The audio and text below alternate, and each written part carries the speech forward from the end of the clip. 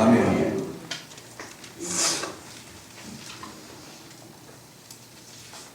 오늘 하나님의 말씀의 제목은 여호와 앞에 사는 법, 여호와 앞에 사는 법입니다.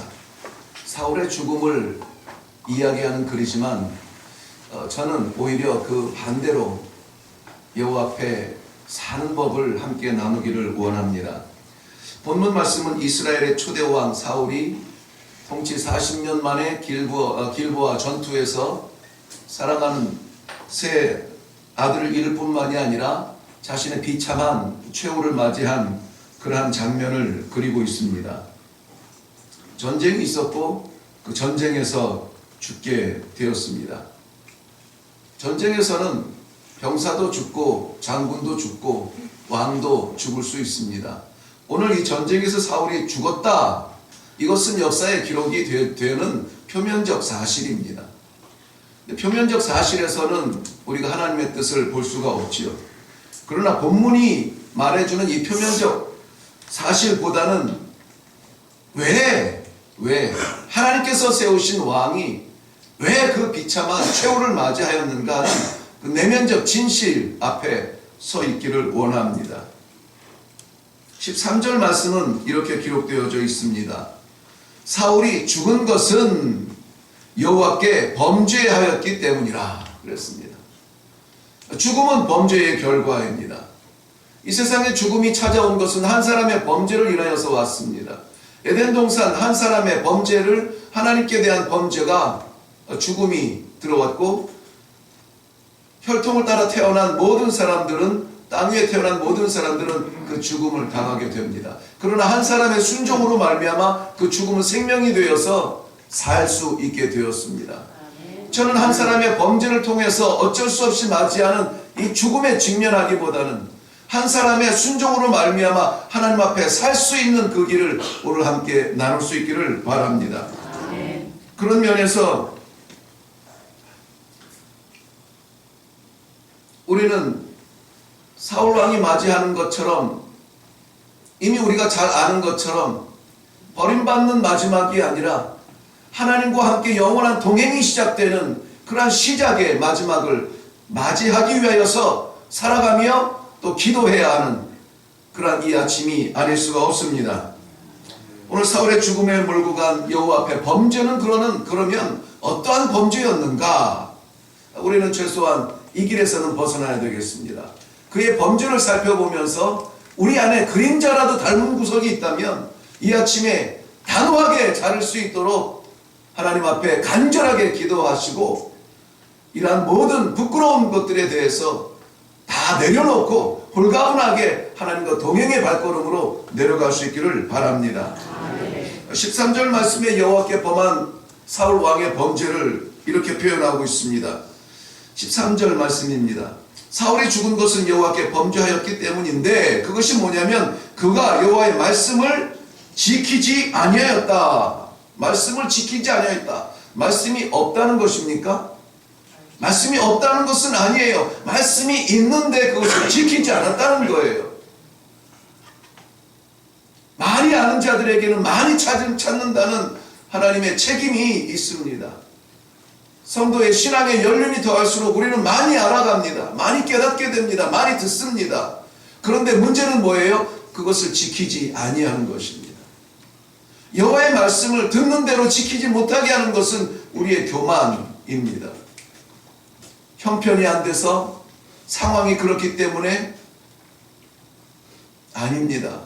우리의 교만은 하나님의 말씀, 우리에게 허락하시는 그 말씀을 그대로 지키지 못하도록 우리를 방해하는 사탄의 계략입니다.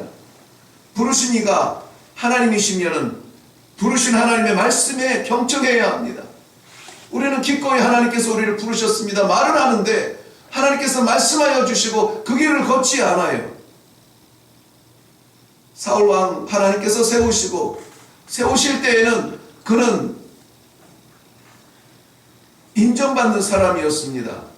그런데 왕이 되고 나서 그 왕의 권력에 하나님의 말씀의 권위를 잊어버리게 되었습니다. 사무엘상 13장 13절 말씀은 사울 왕의 모습을 질책하는 내용이 이렇게 기록됩니다. 사무엘이 사울에게 이르되 왕이 망령되이 행하였도다. 왕이 왕의 하나님 여호와께서 왕에게 내리신 명령을 지키지 아니하였도다. 그리하였더라면 지켰더라면 여호와께서 이스라엘 위에 왕의 나라를 영원히 세우셨거늘 지금은 왕의 나라가 길지 아니할 것입니다 라고 말하고 있어요. 중요한 단어가 뭡니까? 왕이. 계속해서 왕을 이야기하고 있어요. 왕이, 하나님께서 왕으로 부르셨을 때는 왕이 하나님의 부르신 말씀을 들었는데 지금 왕은 하나님의 말씀을 듣지 아니하십니다. 왕의 나라가 길지 않을 것입니다. 물론 지키지 않았다는 것이 이 중심에 있습니다만 누가 지키지 않았냐면 왕이 그랬다는 거예요.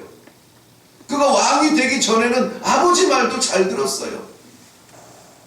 그 육중하고 그 헐진한 사람이, 눈이 반짝반짝 빛나는 그 사람이 아버지의 나귀를 찾으려고 전국을 헤매는 그러한 순종이 있었어요. 왕이 되니까는 그 왕의 권력 앞에서 하나님의 말씀의 권위가 추락하는 것을 봅니다.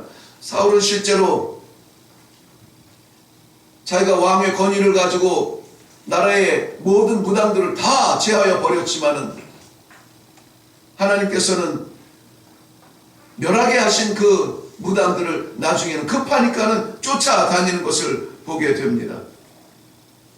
하나님께서 명령하신 대로 전쟁에 나아가서 거두지 말라, 남김없이 다 멸하라 했는데 눈에 보기 좋은 짐승들을 거두었습니다.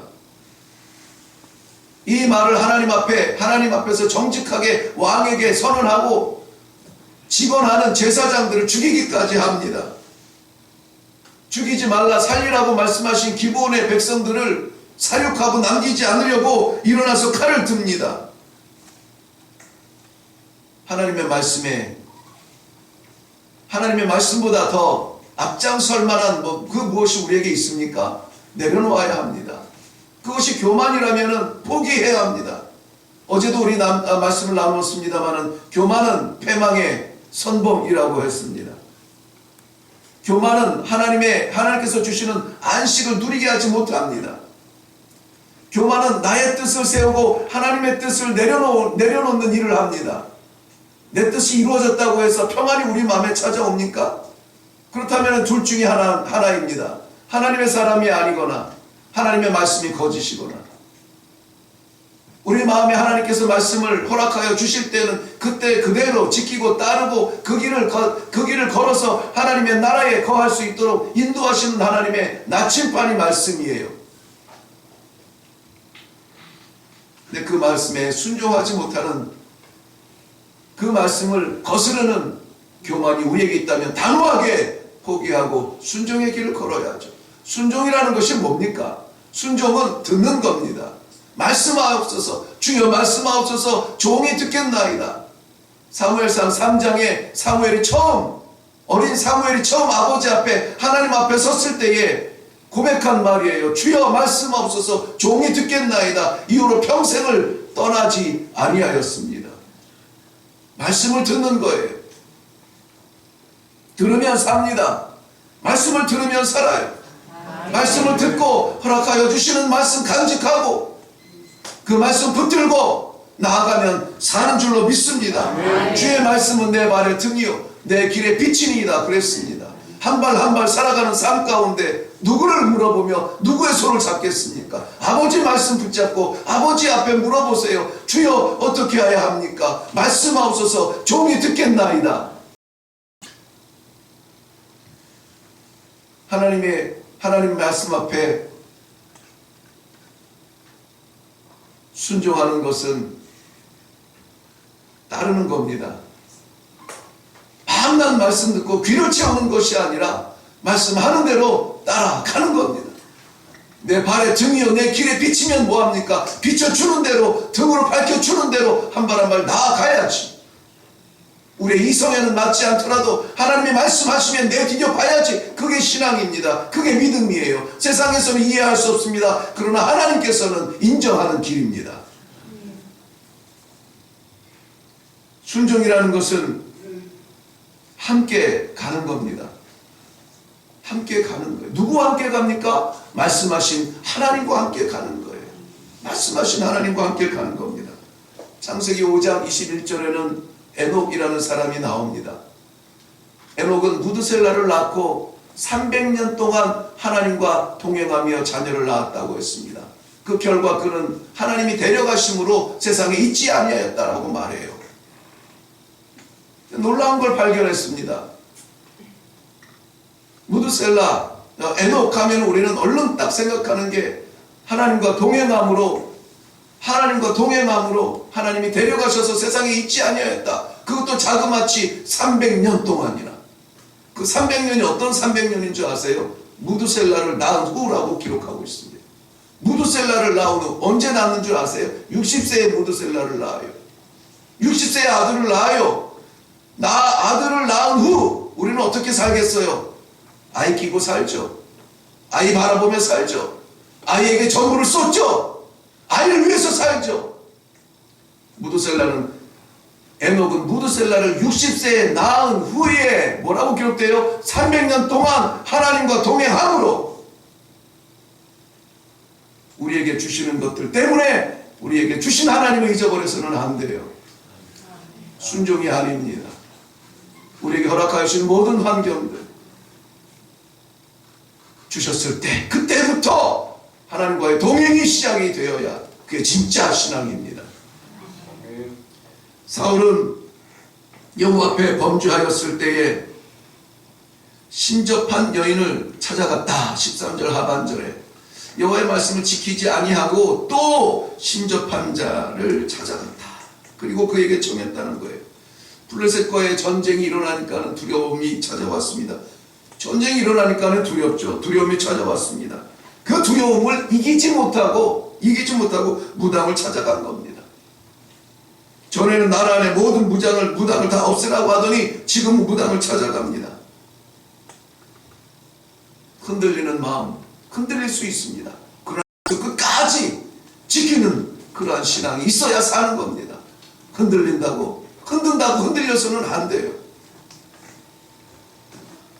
노아 홍수 심판에 하나님께서 지으신 완벽한 세계를 하나님이 물로 심판하셔야만 하는 이유가 있었습니다. 뭡니까? 경건치 않은 영적 가능을 하나님께서는 보여주고 있어요. 소돔성에 불심판을 당했습니다. 뭡니까? 경건치 않은 영적 가능이었습니다. 지금 사울이 하는 행위가 그거예요. 사울이 하는 행위가. 하나님 외에 다른 신들 여기저기 기웃거리면서 찾아다니면서 길을 보여달라고 머리 조아리고 무릎 꿇고 손 비벼가면서 여기 뜻이 있나 저기 뜻이 있나 하나님의 말씀을 따르지 아니하고 무당을 찾아가 영매를 찾아가 인생의 길을 구하고 있습니다. 영적 간음입니다. 또 다른 범죄가 있습니다. 14절 말씀에 보면은 여호와께 묻지 아니하였으므로 여호와께서 그를 죽였다라고 말합니다. 여호와께 묻지 아니하였으므로. 교만의 극치입니다. 아예 물어보지도 않습니다. 잠언 16장 18절 말씀, 교만은 패망의 선봉. 교만은 들으려는 마음을 닫아버리는 자물쇠와 같습니다. 듣는 것도 습관이 돼야 들어요. 듣지 않으면 알 수 없고 알 수 없으면 갈 수 없는데 사울은 여호와께 물어보지 않으니 들을 수도 없고 알 수도 없고 갈 수도 없었던 것입니다. 신앙의 시작은 내 안에서 내 뜻과 하나님의 말씀의 충돌로부터 시작이 되어져요. 지난 수요일에 말씀을 나누던 중에 어떤 그 새가족 자매 한 분이 이런 고백을 해요. 말씀을 듣는 거는 참 좋은데 두렵다는 거예요. 자꾸 두려운 생각이 든대요. 저는 속으로 웃었습니다. 시작이 됐구나. 내 세계와 하나님의 말씀의 세계가 충돌이 시작이 됐구나. 이건 소망이에요. 아멘. 말씀을 들어도 그런가? 하나님께서 말씀을 해도 감동이 없고 깨달음이 없고 그저 오른쪽 귀로 듣고 왼쪽 귀로 흘리고 오늘도 올라왔으니 됐지 하는 마음으로 가는 것이 아니라 우리 안에서 충돌이 일어나서 주여 내가 그렇게 살지 못했어요. 내가 그것 때문에 안타깝습니다. 아버지 나를 고쳐주세요. 아버지 말씀으로 채워주세요. 1, 2년 살던 새집을 떠나도 허전하고 안타깝잖아요. 아이고 그동안 정들은 게 어딘데. 하나님의 말씀이 들어오기 전에 내 자아를 가득 채웠던 나의 뜻이 떠나는데 그냥 나가겠어요? 얼마나 우리를 흔들고 붙들고 두려움을 남기겠어요? 그러나 거기에는 시작이에요. 왜 하나님이 이런 순간을 내게 주시고 왜 하나님이 이런 환경을 내게 주셨는지 왜 하나님이 이 전쟁을 허락하셨는지 왜 하나님이 나를 비참하게 패배의 길로 안내하셨는지. 아이들이 건강하게 자랄 때요 많이 하는 말이 있습니다. 뭡니까? 왜? 자꾸 물어봐요. 자꾸 물어봐요. 그럴 때 대답을 잘해 주셔야 됩니다. 바쁘다고 시끄러워 조용히 해 나 바빠 하면은 아이들이 정서가 건강하게 자라지 못해요. 그럴 때 놓치지 말고 꼬박꼬박 차근차근 대답을 해 줘야 됩니다. 우리 하나님은 그러신 분이잖아요. 하나님께 물어보세요. 하나님께 물어보세요. 하나님 왜입니까? 하나님 어디로 가야 합니까? 하나님 무엇을 해야 합니까? 물어보며 나아갈 때 우리 길이 아니라 하나님의 말씀의 길로 오늘 걸을 수 있는 복된 하루가 되시기를 주님의 이름으로 축원합니다. 오늘 기도하실 때에 잊지 마세요. 사울의 죽음은 전쟁의 결과였지만은 원인은 여호와 앞에 범죄하였기 때문입니다. 우리에게 말씀을 지킬 수 있는 순종의 영을 부어 주시옵소서. 우리에게 악한 영의 유혹, 무당 따위는 거들떠보지 않도록 영적 순결을 허락하여 주시옵소서. 우리에게 여호와와 소통하며 주의 뜻을 묻는 순전한 마음을 주시옵소서. 우리의 마지막이 버림받는 마지막이 아니라 하나님과 영원한 동행이 시작되는 그 시작이 되게 하여 주시옵소서. 잊지 말고 오늘 말씀을 기억하며 그 말씀 순종하여 나가기를 위하여서 힘있게 기도하고 나아갈 수 있기를 바랍니다. 제가 먼저 기도하겠습니다. 살아계신 아버지 은혜를 감사합니다. 하나님께서 이 아침에도 저에게 말씀을 허락하셨습니다. 주말이 시작되는 이 시점에 하나님께서 허락하여 주신 이 말씀을 저희들의 마음에 담고 삶에 담아서 하나님 아버지 앞에 그대로 실천하며 순종하며 아버지 앞에 삶의 제사로 올려드리기를 원합니다. 하나님 받아 주시옵소서. 하나님께서 기대하시는 모든 하나님의 종들, 하나님의 백성들, 하나님의 말씀처럼 살아가게 하여 주시옵소서. 우리의 마음에 아버지 하나님이 허락하여 주시는 말씀 한마디도 땅에 떨어뜨리지 아니하며 마음에 담아서 우리 하나님 아버지 기쁨으로 제사드리는 성도들의 삶이 되도록 축복하여 주시옵소서. 감사드렸고 예수님의 이름으로 기도하옵나이다. 아멘. 이 시간에 기도할 때에 말씀 나눈 그대로 우리 그대로 기억나며 나는 대로 기도할 수 있기 바랍니다. 여호와 앞에 범죄하지 아니하도록 순종의 영을, 영적 순결의 영을 하나님 말씀 그대로 따라가며 순종하는 순전한 마음을 하나님이 허락하여 주시옵소서.